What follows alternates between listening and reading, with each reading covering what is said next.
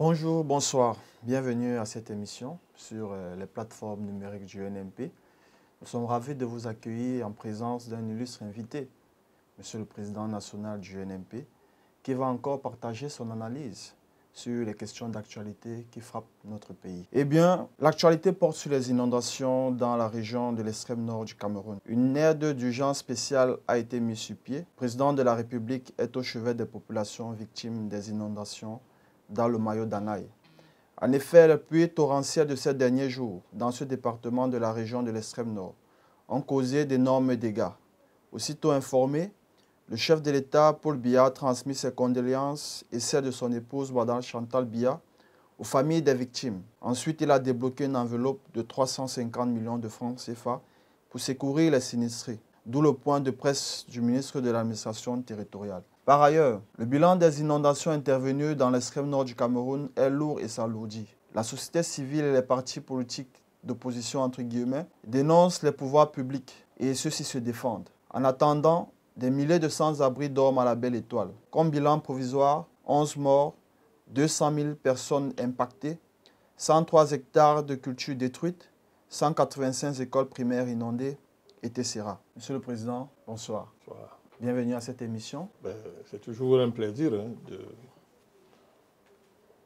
sacrifier à mes devoirs, de répondre à vos sollicitations dans la perspective de booster notre interactivité, qui est une forme de communauté politique, de communauté de partage et de propositions en vue de solutionner les problèmes qui se posent aux Africains, à l'espèce humaine et aux Camerounais en particulier, comme c'est le cas présent. Merci, Monsieur le Président, d'avoir disposé du temps en notre faveur. Je ne serai pas seul sur ce plateau. Je serai accompagné d'une charmante dame, Madame Edjengele, comme co-modératrice de cette émission. C'est ce que je vois. Madame Charlotte Edjengele, nous sommes en présence d'un illustre invité. Bonsoir, cher co-modérateur Bouya Mousso. Le plaisir est le mien de vous rejoindre sur ce plateau, accompagné du président Bandakani pour une nouvelle thématique. Et je profite pour adresser mes salutations les plus chaleureuses à notre cher invité, le président Bandakani, président du nouveau mouvement populaire. Bonjour et bonsoir, cher président. Bonsoir, Madame Charlotte. Je constate une co-modération qui s'impose de plus en plus. Pour mon bonheur, c'est la preuve qu'on essaye dans la mesure du possible de respecter une certaine exigence de notre époque, soi-disant. Il y a un modérateur et une modératrice. Tant mieux. Président Bandakani, le plaisir est le nôtre. Mais avant d'entrer dans la thématique qui nous unit cet après-midi, je voudrais vous demander, est-ce qu'il vous tient à cœur, est-ce que vous souhaitez vous arrêter sur un sujet en particulier? Mon sujet ce matin, c'est votre sujet. Parce qu'il c'est un sujet qui nous interpelle tous. Et qui ne nous laisse pas le choix. Ni le temps, ni le choix. Au regard de l'ampleur du drame qui frappe notre pays. Vraiment,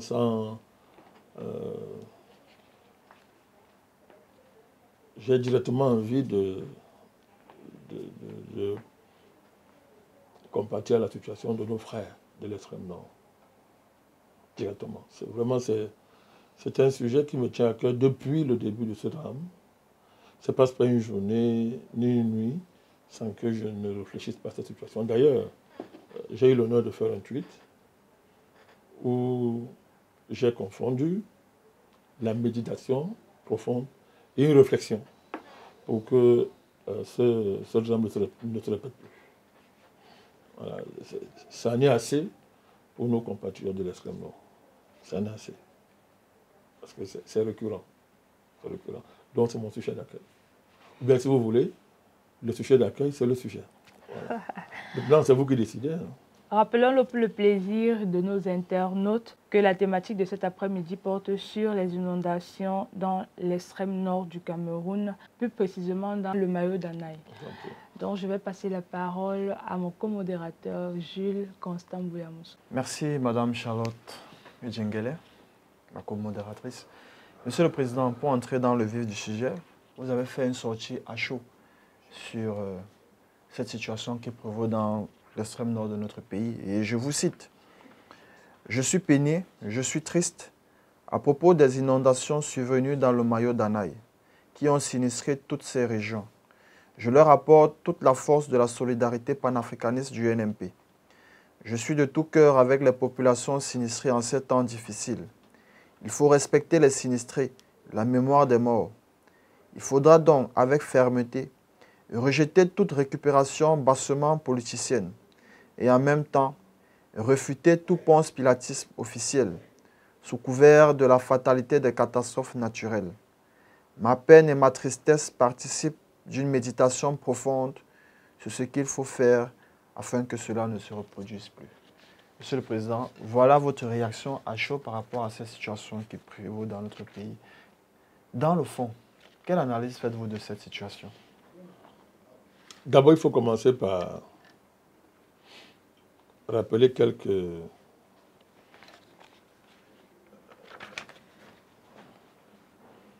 élégance et en termes d'attitude face à un tel drame. D'abord, c'est les populations de l'extrême nord qui sont frappées, mais c'est le Cameroun dans son ensemble qui est touché. C'est le Cameroun. Et nous devons être unis dans cette douleur, dans ce drame. Nous devons être unis. L'exigence d'unité ne saurait empêcher une critique digne, saine. Les deux ne sont pas incompatibles. Mais il me semble que ce n'est pas le temps de la surenchère sans scrupule.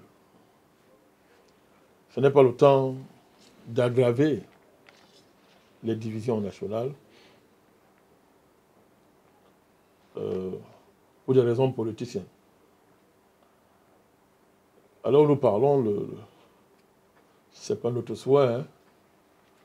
Ce n'est pas le président Biya qui est sinistré. Il est en tant que chef d'État. Il compatit certainement la situation de nos compatriotes. Ce n'est pas le palais des taudis, ce ne sont pas les ministères.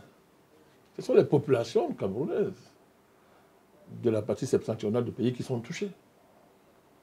C'est ça que nous avons demandé du respect pour les morts et du respect pour les sinistrés.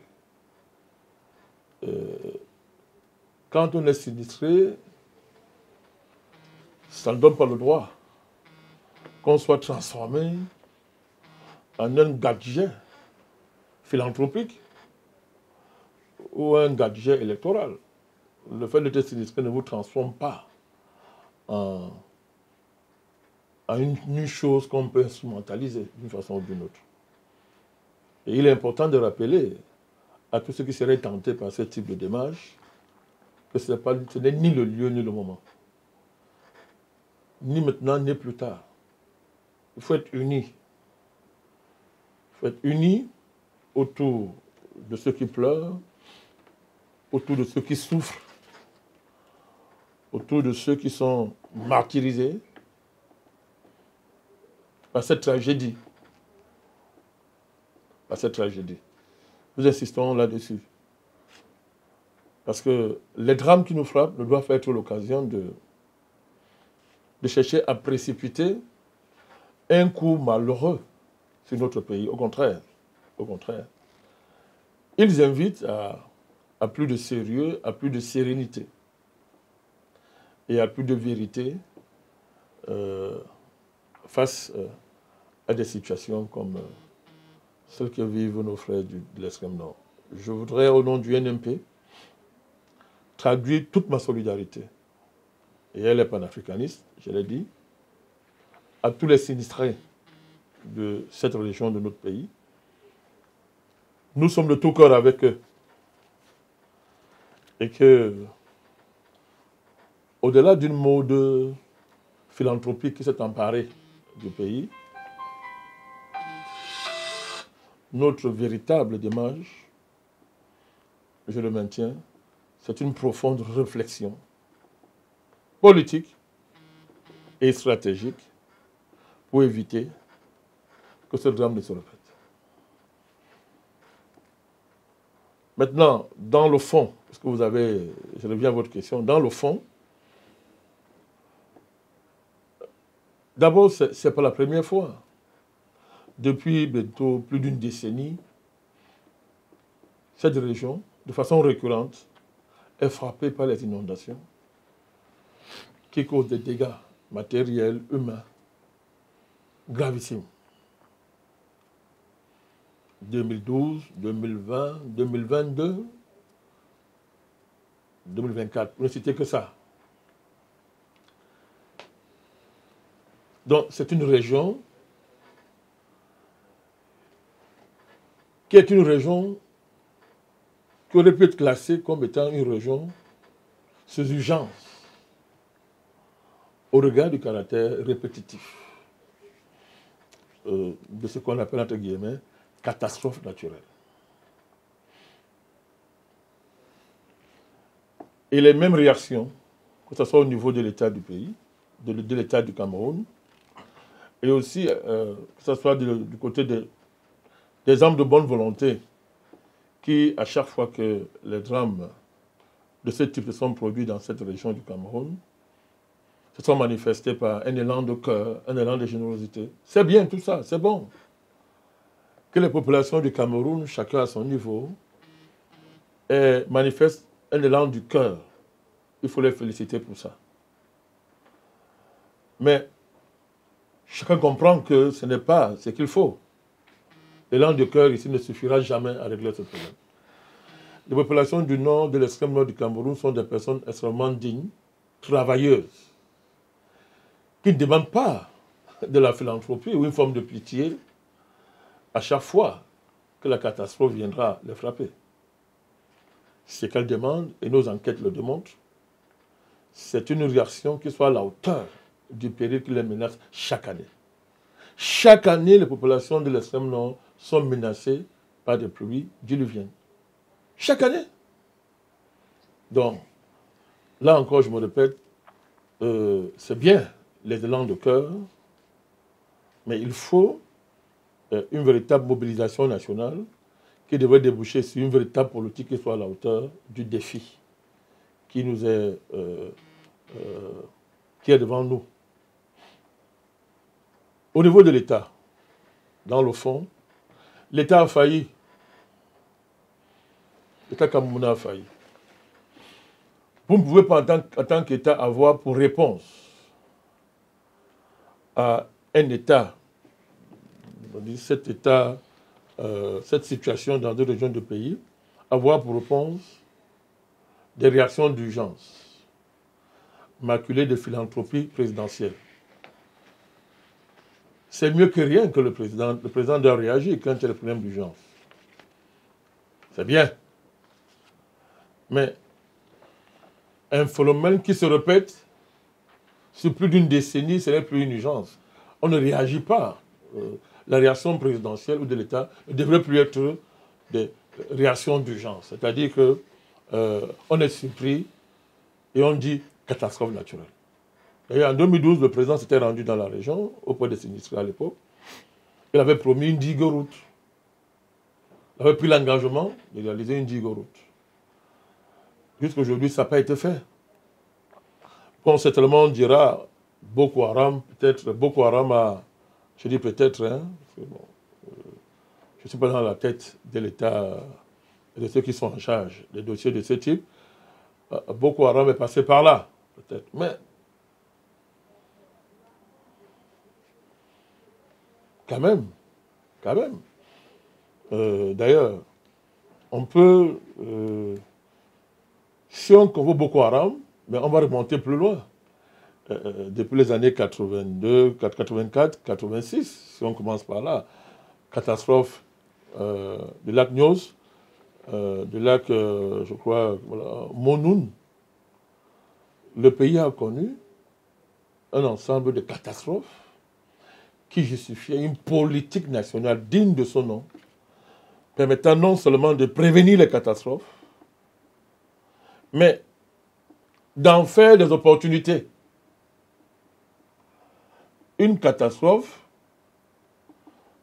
mon cher Jules, peut pas être simplement analysée d'un point de vue négatif, d'un point de vue relevant seulement la tragédie. Une catastrophe peut être transformée en un avantage. Des pays dans le monde nous le montrent. Un pays comme le Japon, sa géographie est extrêmement périlleuse, son relief. Mais le Japon en a fait une opportunité. Aujourd'hui, le Japon a développé des capacités extraordinaires qui lui permettent de maîtriser le caractère extrêmement sismique de son sol, par exemple. Pas le seul cas. Donc,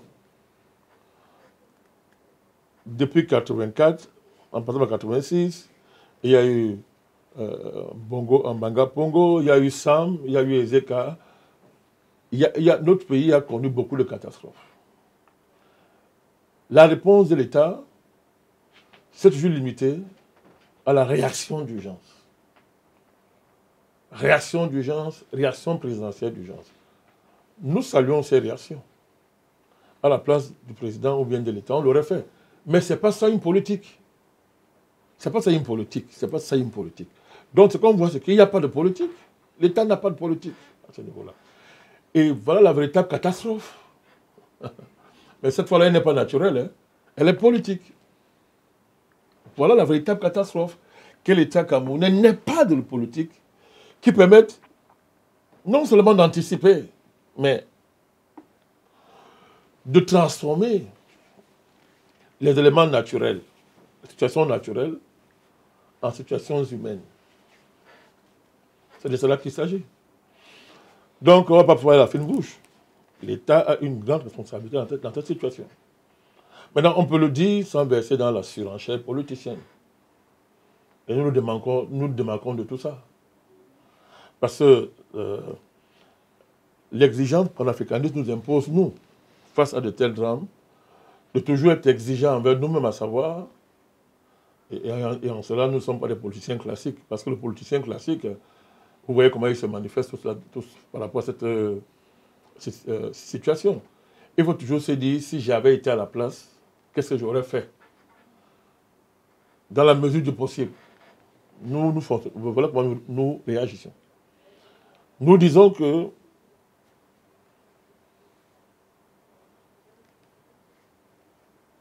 ce n'est pas sérieux pour notre pays. Vous savez, moi je me rappelle le grand effort que le pays a fait à la faveur de l'organisation de la CAN dans notre pays.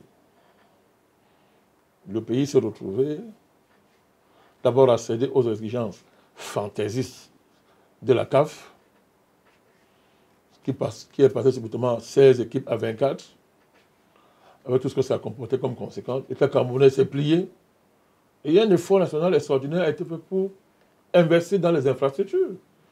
J'ai salué ça à l'époque, nous l'avons salué à l'époque. Mais à qui va-t-on faire croire? Depuis pratiquement 15 ans, 20 ans, on n'a pas été en mesure de se rendre compte que la situation de l'extrême nord est une urgence nationale. Et qu'il faut une mobilisation de l'État à la hauteur du défi, à la hauteur de sa responsabilité, parce que c'est l'État qui est garant des conditions de vie des populations, en général et en particulier de cette région de notre pays. Mais on n'a pas vu ça. On n'a pas vu ça. Je dis, mais de 2012, si on prend ça pour référence, parce que même depuis longtemps, ça se répète. Et les mêmes réactions. Mais il faut faire extrêmement attention. Parce que le pays, l'extrême nord a besoin d'une véritable politique qui ne soit pas des réactions à la catastrophe, mais qui soit un véritable projet visant à transformer ce qui paraît être un défi naturel insurmontable en une opportunité, une fois de presse, pour transformer la vie de cette population-là. Et c'est très possible. C'est très possible parce que lorsque vous regardez, lorsque vous étudiez, étudiez un peu, à la faveur des travaux des experts, étudiez un peu les raisons, en plus du relief, on va vous parler des drains qui sont bouchés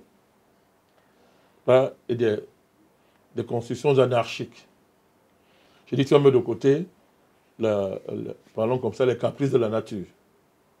Vous voyez que ce soit la question des drains bouchés, que ce soit les constructions anarchiques. Mais on voit là que ça, ce n'est pas les caprices de la nature. Construction anarchique, drains bouchés, mais l'État divers, ça, c'est des choses qui sont rapidement à la portée de l'État. On prend des mesures à partir de ce diagnostic, on prend des mesures qui s'imposent, des mesures à moyen, des mesures à court, moyen et long terme. Mais si les mêmes causes produisent les mêmes effets, on est dans un état de nature. Et si on considère que l'état de nature, c'est la loi, mais on n'a plus d'état. On n'a plus d'état. Vous savez, moi, je n'aime pas les gens qui accusent la nature. Quand on dit catastrophe naturelle, c'est un mot. Mais sur la nature, il y a le moyen de se défendre. Quand vous accusez la nature, elle ne peut pas se défendre. Il n'est pas sérieux d'accuser un être qui ne peut pas se défendre. Mais et si la nature parlait, est-ce qu'on est sûr qu'on serait prêt à écouter ce qu'elle dit de nous et de nos attitudes? Non, c'est facile de dire, oui, c'est la nature, dont personne n'est responsable. Non. Un État ne peut pas réfléchir comme ça. Donc nous interpellons le gouvernement à ce qu'une véritable politique soit mise en œuvre pour que de telles choses, de telles situations ne se répètent plus dans cette région du pays. Monsieur le Président, vous dites que vous appelez le gouvernement à prendre des mesures pour qu'une pareille situation ne se reproduise plus dans le pays. Dans ce sens, le ministre de l'administration territoriale a fait une sortie, un point de presse, avec une certaine fierté quand on regardait les images, où il annonçait un don du couple présidentiel d'une valeur de 350 millions. Et certains sondages font état de ce que la majeure partie des Camerounais se sont indignés au regard du nombre des victimes, plus de 200 000.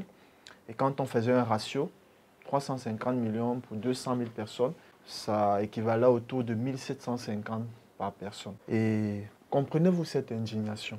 Bien sûr, je la comprends. Donc je n'entre pas dans une espèce de chiffromania malsain. C'est pas comme ça qu'on doit réduire les drames. On ne mathématise pas les drames de cette façon. Ça manque d'élégance, ça manque de sérieux. Donc je m'en démarque. Mais je comprends l'indignation. Le vrai problème est de savoir quelles sont les priorités, les logiques d'un État qui peut mobiliser des milliards, si on prend le cas. Si on prend l'exemple de 3 ans, des dizaines de milliards sont mobilisés pour le football sans résultat. Et on n'est pas capable de mobiliser 2 milliards, 3 milliards, 4 milliards, 5 milliards pour une situation qui relève d'une tragédie. Et tragédie dans laquelle la part de la nature est moindre par rapport à ce que j'appellerais un manque de sérieux de la part de l'État, un manque de suivi de la part de l'État de Cameroun. Moi, c'est à ce niveau que je comprends l'indignation des gens. Moi, j'interprète l'indignation populaire à ce niveau. On ne peut pas consacrer tout le sérieux d'un État autour du football, qui de manière fondamentale n'apporte rien au pays, si ce n'est faire émerger des générations de capricieux et de légendes qui deviennent après ingérables pour le pays, et négliger mais la vie d'une région. Donc moi je pense que, sauf si vos informations ne sont pas bonnes, je pense que l'État, ne sait pas, l'aide de l'État ne doit pas se limiter à cette première réaction du MINAT. Je l'ai écouté et il a promis d'autres tranches d'aide qui ne seraient tardées pour arriver. Donc, je n'entre pas dans cette polémique-là. Il y a un problème qui est posé. Il faut qu'on l'analyse sérieusement. Loin, je dis, de toute tentative de récupération politicienne et de surenchère préélectoraliste, mais aussi en même temps, tout en rejetant la tentation gouvernementale. Je ne sais même pas si c'est une tentation, ça semble être leur réaction, consistant à dire, écoutez, ce n'est pas de notre faute, c'est la nature qui est méchante, et nous, on réagit à la hauteur du drame. Non. L'État ne peut pas dire ça. Et c'est en cela que notre rôle, nous interpellons l'État. Donc, l'État ne peut pas dire ça. On ne peut pas justifier ce qu'on appelle catastrophe en faisant comme si c'était la première fois. Donc, je vais me répéter, mais c'est nécessaire. Ce n'est pas une politique que de réagir sous le coup face à quelque chose qui participe du relief et de la géographie naturelle de cette région. Ça veut dire que, bon, au Cameroun, on aurait décidé au niveau de l'État que, bon, ok, chaque année, on va compter les morts, on va compter des sinistrés, et c'est la nature qui frappe, et que, bon, l'État lui-même est même dépassé par cette situation. On ne peut pas accepter ça. D'abord, ce n'est pas vrai. Ce n'est pas fondé ni sur le plan politique, ni sur le plan scientifique, ni sur le plan technique. Ce n'est pas fondé. Donc, après la réaction d'urgence, le chef de l'État, une fois de plus, doit prendre son responsabilité à ce niveau-là. Il faut que l'État du Cameroun mette sur pied une politique digne de son nom en matière de protection civile. Il ne s'agit pas de nous dire qu'il y a une direction de la protection civile, comme l'a rappelé le ministre de l'administration territoriale. Une politique de protection civile ne peut pas se limiter à une direction qui est logée dans un ministère. Ce n'est pas ça une politique de protection civile. Il faut très bien étudier les caractères de votre sol, de votre écosystème naturel. Un pays, ce sont des hommes, mais c'est un écosystème naturel. Mais un État, ça commence d'abord à étudier profondément son écosystème naturel.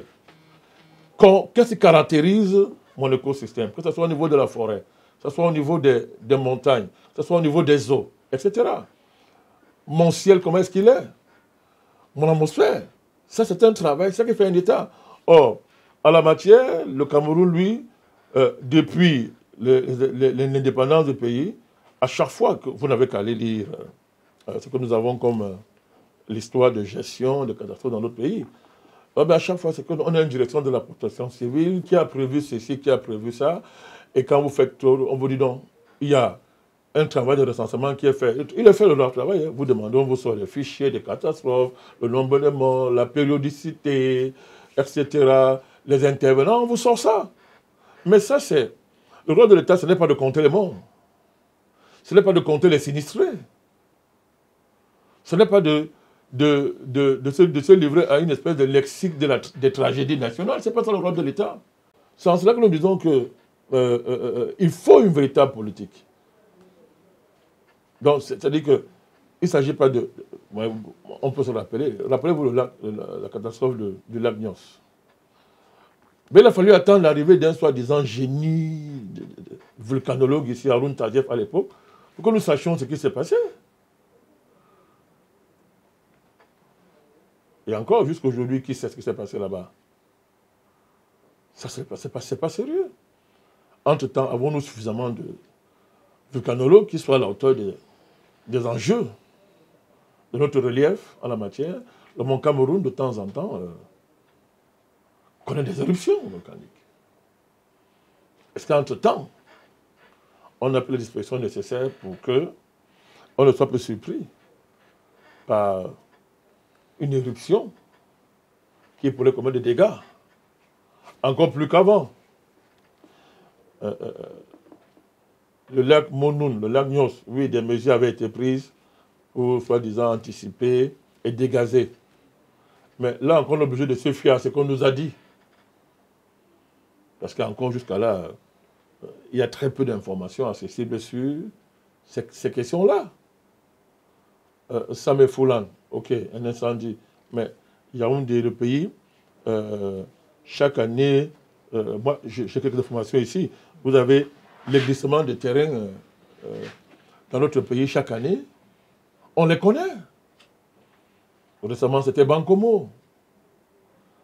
Il y a une Boaché.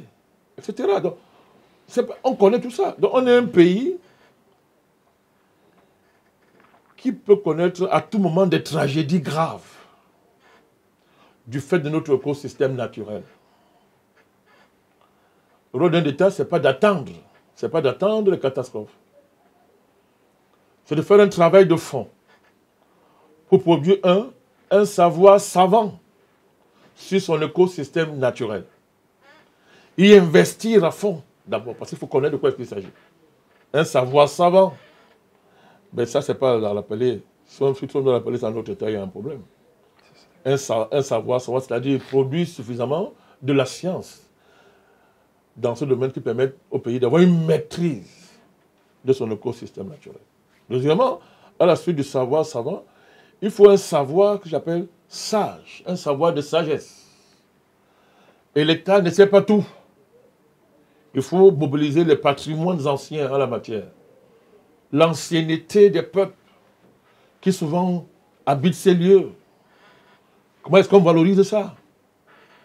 Est-ce qu'on prend le temps de les écouter, d'étudier ça? Ou on joue au sabitou dans l'administration? Parce que l'État sait tout. Non, il ne sait pas tout. Il y a ce travail-là à partir de cette connaissance, à partir de ce savoir certain sur notre écosystème naturel, on élabore des politiques régionales qu'on fusionne avec une politique, une stratégie nationale.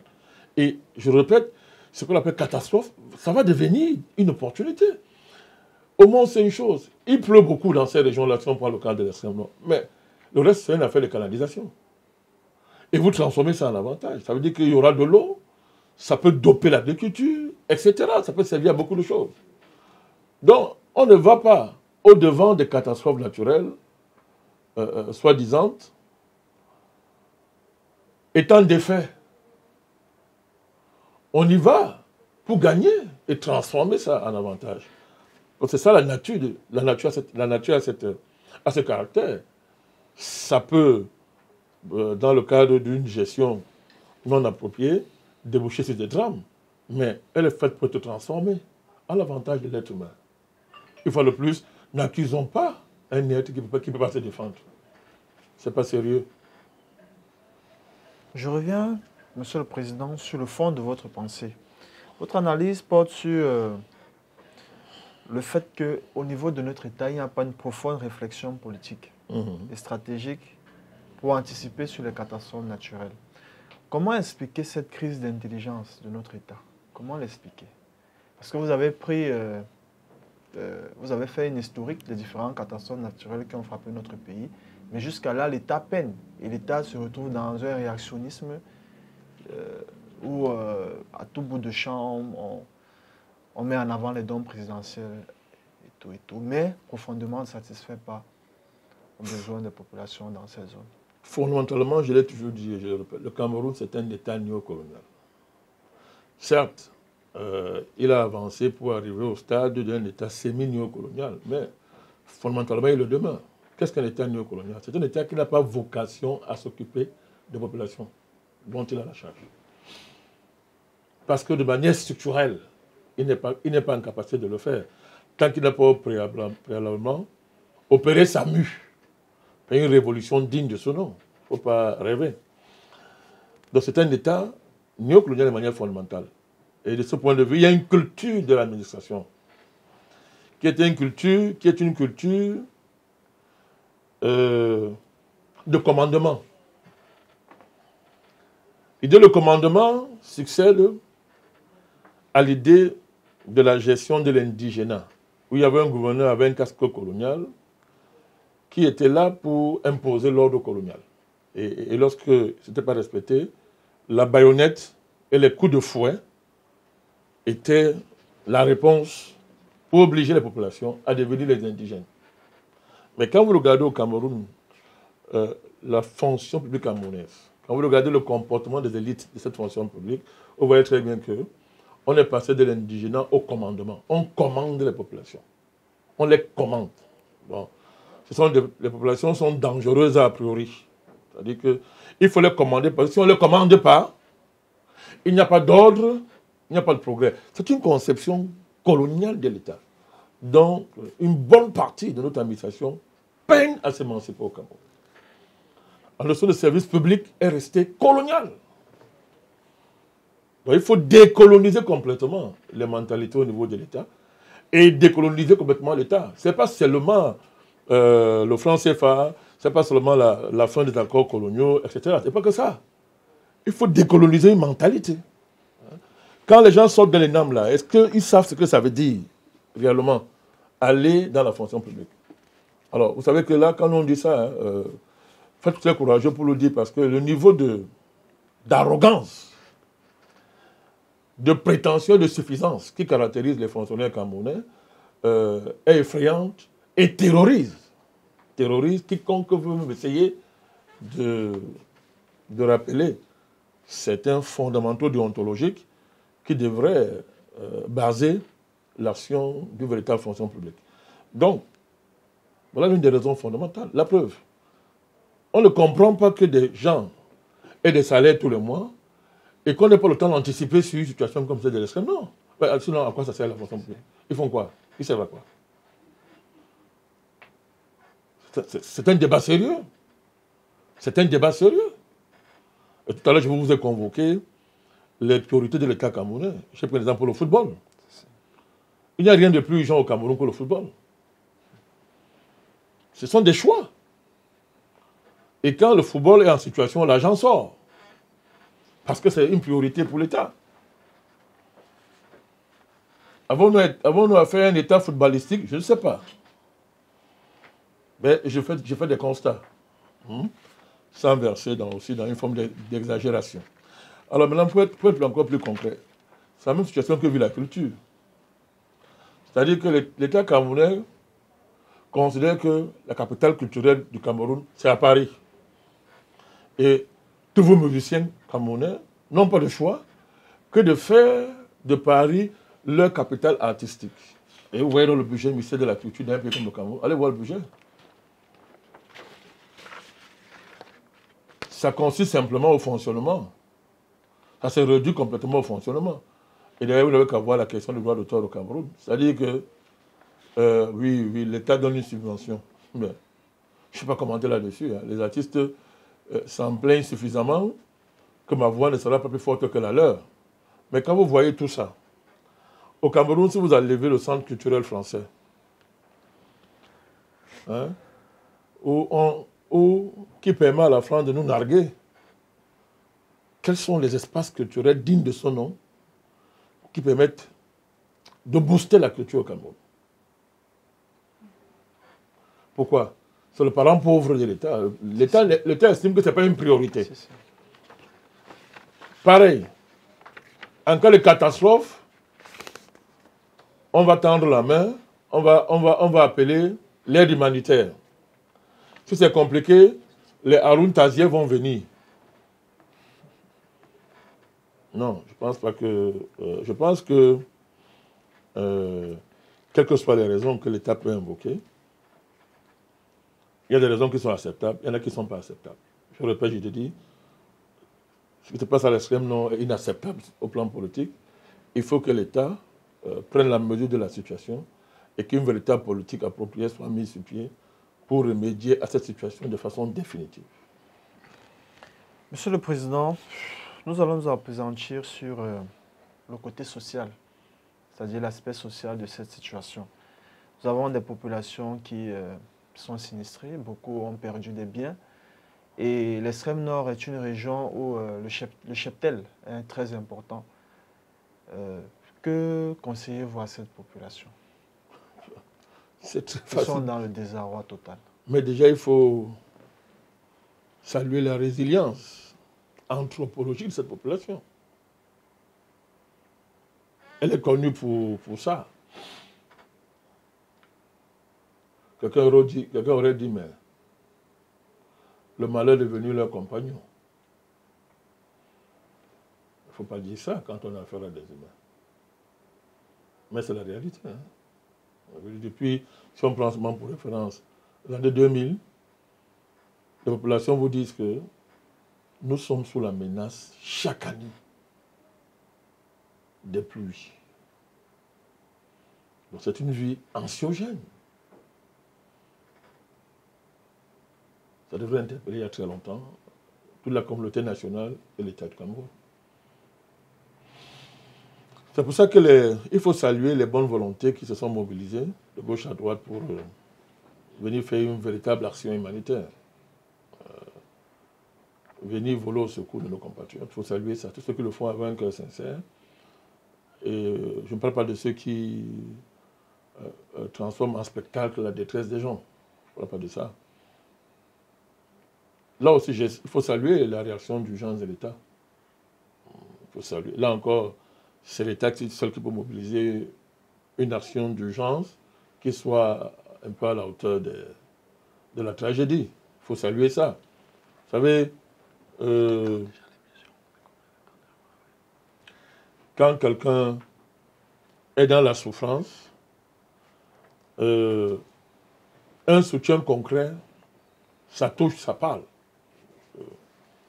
Donc il faut bien faire la part entre la nécessité d'une action d'urgence de l'État. La situation a été déclenchée par le président et ça va continuer, si j'ai bien écouté les propos de M. le ministre de l'administration territoriale, c'est une bonne chose. Donc, la critique politique est une chose, mais il est nécessaire que l'État agisse dans l'urgence pour venir directement au secours de ces populations-là, des populations. D'abord parce qu'il y a l'argent budgétisé pour ça, disponible, et que deuxièmement, il y a des fonds souverains, il y a des fonds de réserve qui permettent d'intervenir dans les pareilles situations. Donc, que tous ces fonds soient mis en mouvement et diligentés directement vers les populations sinistrées. Je dis bien directement, en évitant tous les démons de détournement que nous avons et qui ne sont pas impressionnés par de telles situations. Parce qu'il y en a qui viendront profiter de la détresse pour se faire du beurre encore. Donc il faut que l'argent disponible, les fonds qui sont budgétisés pour de pareilles situations soient mobilisés rapidement et que l'État puisse dans les fonds qui sont prévus pour de telles situations et qu'on mobilise des milliards en urgence pour voler au secours de ces populations-là. C'est important. C'est important pour une région qui est sous la menace d'un terrorisme rampant, même si nos forces armées font honneur à notre pays en poussant Boko Haram désormais à une menace résiduelle. Monsieur le Président, parmi le matériel qu'on veut allouer aux personnes sinistrées fait partie des matelas, des denrées alimentaires, comment on appelle ça, le matériel de couchage qu'on veut acheminer auprès des populations. Est-ce que vous pensez que c'est suffisant? Ou alors l'État peut faire mieux que ça? Bien sûr que l'État peut faire mieux que ça. Parce que ce n'est pas l'argent qui manque. On est d'accord sur un fait, ce n'est pas l'argent qui manque. L'argent du pays prend souvent des directions injustifiées, etc. Donc, il y a de l'argent pour de telles situations. Je répète, il faut qu'on mobilise cette somme. Il faut tout faire pour que ça soit suffisant. Mais ça encore, ce n'est qu'une action d'urgence. Il faut une véritable politique. Ce n'est pas une véritable politique qu'on va répondre à cette affaire-là, à cette demande-là, pour mettre fin, pour inverser la courbe, qui pour l'instant est maléfique, est tragique, parce qu'on ne veut pas anticiper, parce qu'on se cache derrière le masque de la fatalité des catastrophes naturelles. Donc, il faut d'abord travailler pour qu'on dise plus que on a affaire à des catastrophes naturelles, à une fatalité. On ne peut pas dire à la nature que tu as une fatalité, sinon les hommes ne vivent plus. Toute la vie de l'être humain a été de démontrer que la nature était un compagnon aussi, et pas une menace. Si la nature était une menace, nous ne saurons pas ce que nous sommes, puisque nous sommes en partie les produits de la nature. Quand même, on va diaboliser la nature comme ça, alors qu'elle ne parle pas. Donc nous avons démontré tout au long de nos propos qu'il ne s'agit pas de ça.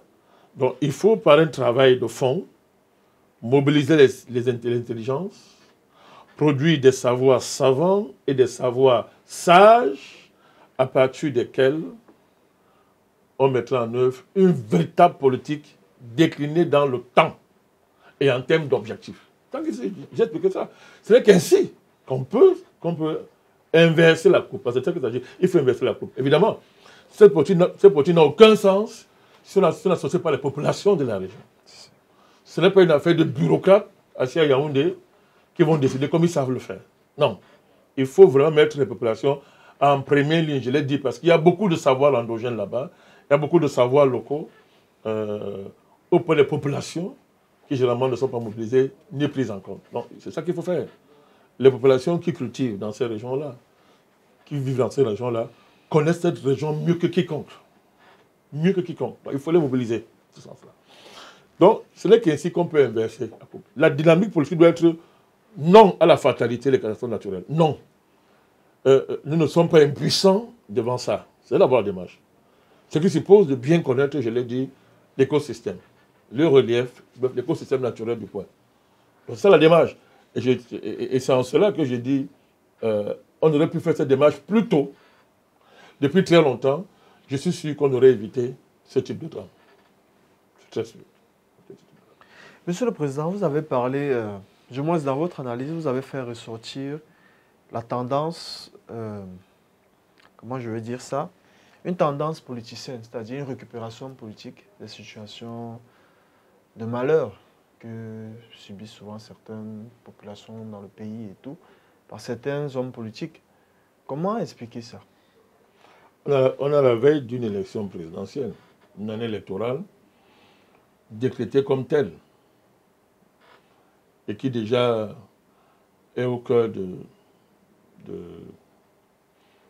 des stratégies de tel parti ou tel autre en fonction de ses objectifs. Ça se voit d'ailleurs très bien. Donc je pense qu'on ne peut pas aborder sérieusement les enjeux de ce drame-là si on s'enferme dans le carcan des calculs politiciens et partisans. C'est de ça qu'il s'agit, ça se voit. Il y a tout type d'acteurs, chacun voulant se singulariser en fonction de ses ambitions, de ses calculs. C'est pour ça que tout à l'heure, en début, je vous ai parlé de la nécessité de l'unité nationale. Il faut être unis, de respecter les sinistrés et la mémoire des morts, je l'ai dit. La politicienne ne peut pas te justifier. Ça n'autorise pas à faire tout et n'importe quoi. Mais tous les élans sincères,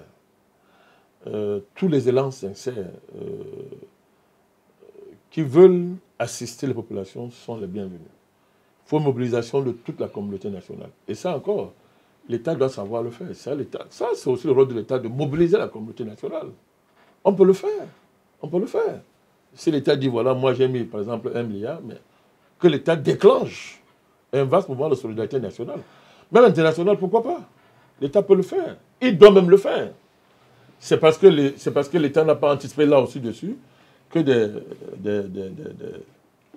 des charognards politiques et tout autre charlatans de tout genre vont faire cette affaire, un fonds de commerce pour ça, aussi. Donc là aussi, vous voyez, l'État aurait pu anticiper. Parce que, vous savez, les menaces sont de toute nature. Hein. Une menace, ce n'est pas seulement de ce type. Les menaces naturelles, non, mais il y a des menaces politiques. Il y a des menaces sublimes au plan politique. Une catastrophe comme celle-ci, si elle est mal gérée, peut déboucher peut devenir une catastrophe politique, peut créer un climat politique extrêmement délétère, qui peut même déraper au niveau d'une crise politique.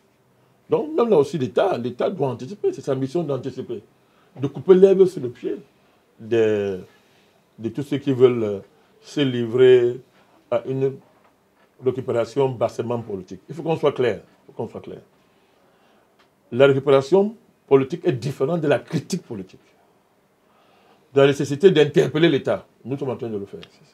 Et les hommes politiques sont dans leur rôle d'interpeller l'État et de poser un diagnostic politique sérieux sur les responsabilités de l'État. Mais on est dans la récupération bassement politique lorsqu'on fait d'un drame un élément de campagne et de stratégie politique. C'est ça que j'appelle, ça c'est bassement versé dans la récupération politique. Donc, il faut distinguer les deux. Et voilà pourquoi tout à l'heure, au début de mon propos, je vous ai dit que je me démarquais d'une espèce de chiffromania qui ne respecte pas la mémoire des morts et des sinistrés. Monsieur le Président, je voudrais invoquer un aspect international. Nous sommes en face d'une crise qualifiée de crise humanitaire par certains organismes, notamment le Bureau de la coordination des affaires humanitaires des Nations Unies. Notamment, dans certains pays africains, les crises humanitaires ont servi de paravent pour des déstabilisations politiques. Est-ce que ça peut être le cas? Bien sûr, bien sûr, bien sûr. On a connu un épisode lors des... Je crois que c'était des affrontements avec nos voisins, je crois le Tchad, dans la querelle des agriculteurs et des éleveurs. La querelle des pâturages, des terres, etc. L'ONU n'a pas joué un bon rôle là-dedans, du moins. Les agences locales de l'ONU n'ont pas joué un très bon rôle. Et on a vu que si le chef de l'État du Tchad et le chef de l'État Cameroun n'avaient pas été vigilants, l'ONU voulait transformer une crise humanitaire en une crise politique de type impérialiste. Donc, ça existe, c'est pour ça qu'il faut que nos États cessent d'agir sur l'urgence, mais qu'ils apprennent à anticiper. Ce n'est pas facile pour les États néocoloniaux, mais c'est pour ça qu'on lutte, qu'on se bat pour décoloniser nos pays et libérer nos pays. Donc, on n'est pas à l'abri de ça. Quand nous dénonçons les tentatives de récupération bassement politicienne, c'est dans ce sens-là. Dans la compétition internationale, d'ailleurs aujourd'hui, les conflits globaux, les guerres globales, c'est tout ça. Vous êtes un pays, si vous n'êtes pas conséquent envers vous-même, mais est-ce que vous savez qu'une situation comme celle-ci, qui est répétitive, peut être préemptée par des puissances impérialistes, n'est-ce pas? Et c'est d'ailleurs, quelqu'un aurait dit c'est de bonne guerre, pour déstabiliser votre État. Aujourd'hui, il y a des armes globales de ce type qui peuvent... il suffit de faire coïncider ces cycles de catastrophes avec une stratégie géopolitique. On peut y mettre une arme globale. Vous savez aujourd'hui qu'il y a des armes qui permettent de précipiter les pluies, vous le savez. Vous savez qu'il y a toutes sortes d'armes aujourd'hui qui permettent de précipiter les séismes. Vous le savez très bien. Donc vous voyez qu'il faut faire attention. Dans ce monde extrêmement violent, où la prédation est la norme, il faut faire extrêmement attention. Et la géopolitique au XXIe siècle est cruelle. Elle est cruelle. Donc, il ne faut pas laisser apparaître des faiblesses de ce niveau, des faiblesses structurelles de ce niveau, qui ferait croire qu'une région est abandonnée à elle-même et qu'elle est livrée à un cycle répétitif sans fin de catastrophes naturelles. Mais à ce moment-là, vous aurez la catastrophe naturelle, mais derrière, vous aurez une démarche géopolitique et stratégique visant à affaiblir le pays. Donc c'est très plausible. C'est pour ça que le NMP, nous lançons une fois un appel à l'unité. Il faut être unis, n'est-ce pas, autour de nos sinistrés, autour des populations de ces régions-là. C'est le Cameroun qui est touché. C'est le Cameroun qui est touché dans son ensemble. Nous devons rester unis et éviter que cette situation soit récupérée par les ennemis externes ou soit avec le concours ou pas de leurs relais internes. Monsieur le Président, nous abordons pratiquement l'avant-dernière question par rapport à la prévention et la gestion des catastrophes naturelles.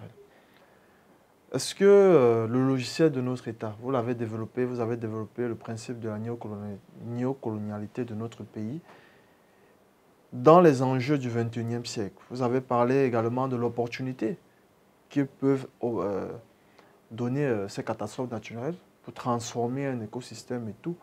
Mais est-ce que notre État, c'est-à-dire l'État camerounais, son logiciel est adapté pour les enjeux du XXIe siècle? C'est un État, je vous l'ai dit, hein, au lieu de me répéter, c'est un État semi-néocolonial. Il est fondamentalement néocolonial. Et c'est son premier handicap. Et ça se voit. Sinon, on ne serait pas en train de vivre ce drame-là de cette manière et voir que l'État réagit. L'État est sur la défensive. C'est la preuve qu'une fois que je l'ai dit, il n'a pas anticipé sur le potentiel catastrophique de l'écosystème naturel de cette région-là.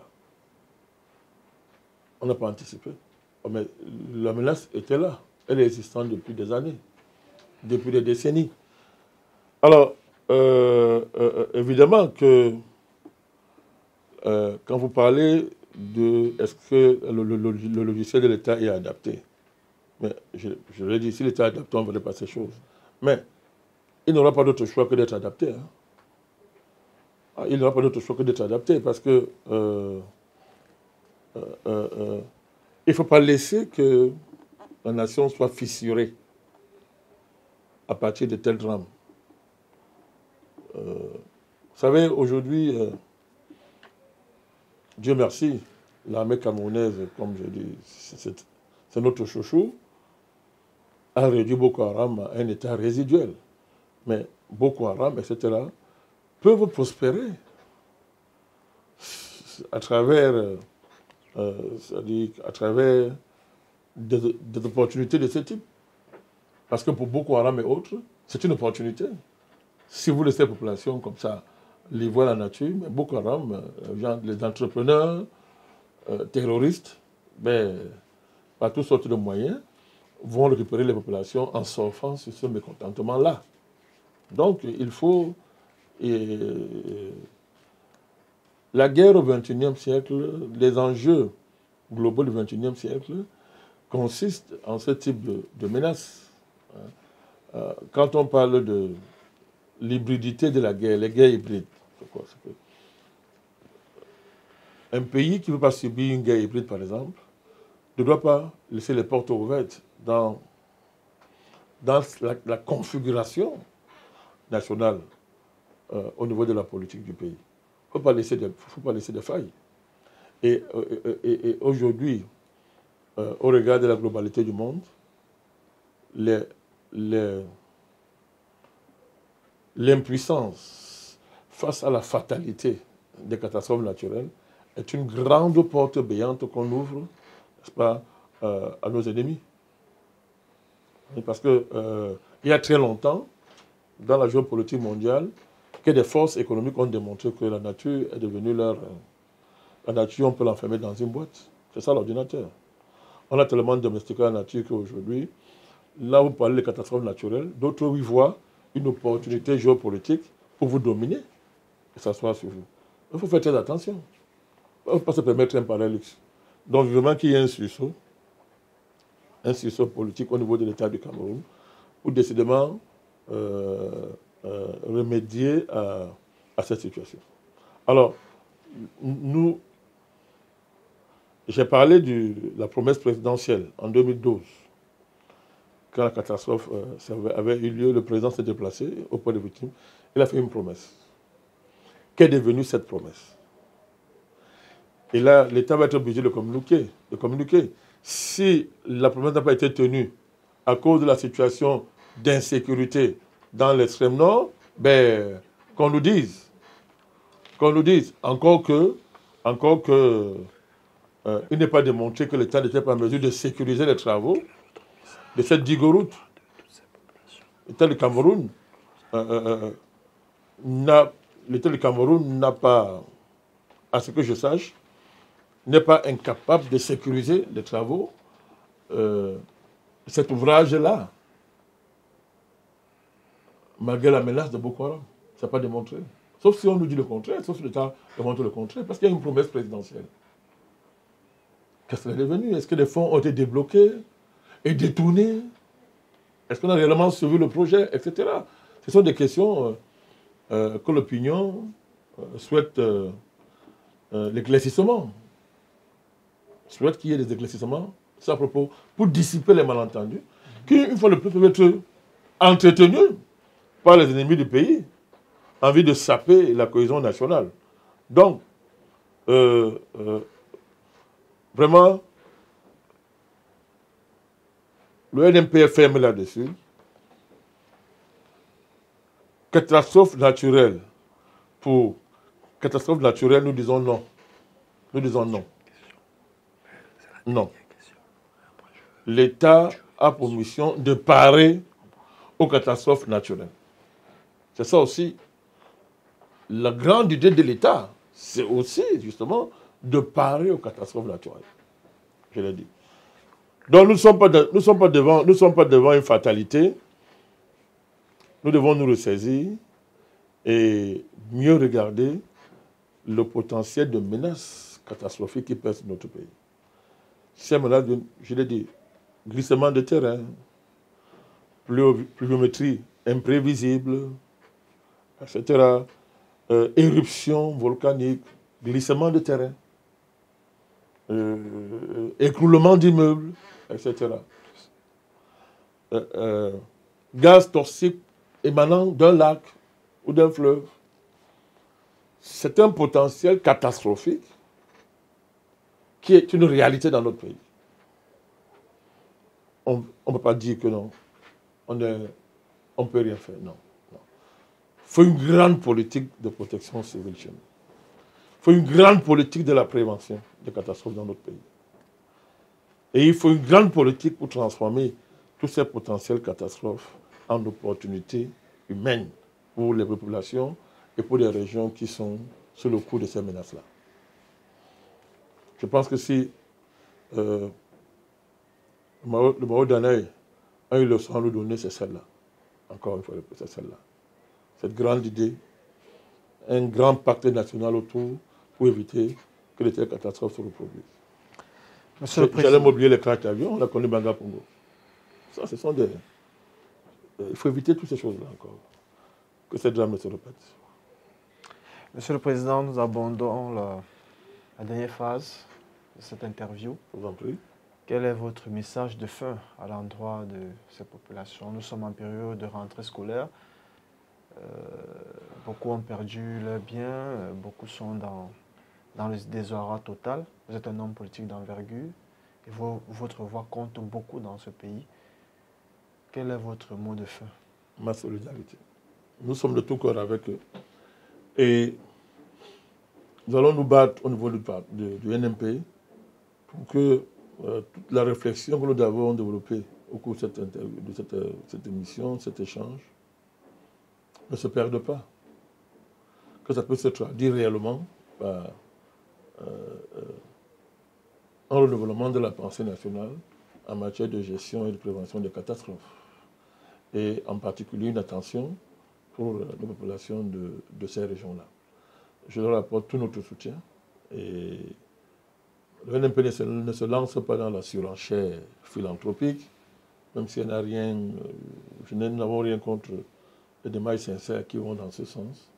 Mais nous sommes de tout cœur avec elles, ces populations de cette région-là. Le deuxième élément de mon propos de fin, c'est encourager l'État du Cameroun à booster davantage l'aide d'urgence, l'action d'urgence de l'État pour donner plus de relief en mobilisant l'argent qui existe déjà, parce que l'argent existe, et à prélever dans les fonds qui sont prévus en pareille situation. L'État a les moyens de le faire pour apporter vraiment un secours apaisant à cette population. Seul l'État a les moyens de le faire. Que l'État le fasse donc. En toute une action déterminée de l'État, une action empreinte du sérieux, qui va mettre en première ligne le président, le chef de l'État, en première ligne dans cette action-là, pour que les populations ne se sentent pas abandonnées et qu'elles continuent à croire à l'État du Cameroun. Merci, Monsieur le Président, pour cette analyse que vous avez faite sur la situation qui prévaut dans l'extrême nord de notre pays. Nous espérons que notre État aura la clairvoyance de mettre à profit tout ce que vous avez donné comme proposition. Nous remplissons notre devoir d'homme politique. Voilà. Et nous profitons également pour saluer toute l'équipe de production qui nous a accordé leurs compétences, c'est-à-dire qui ont mis leurs compétences pour réaliser cette émission. Nous voulons saluer M. Thomas Bessolo qui était à la caméra. Nous voulons saluer M. Kessempek qui était au niveau de la production. Et également M. Edjengele, Eugène, sans oublier la charmante dame, Mme Charlotte Edjengele. Merci M. le Président de nous avoir accordé cet entretien. À nous revoir, à très vite.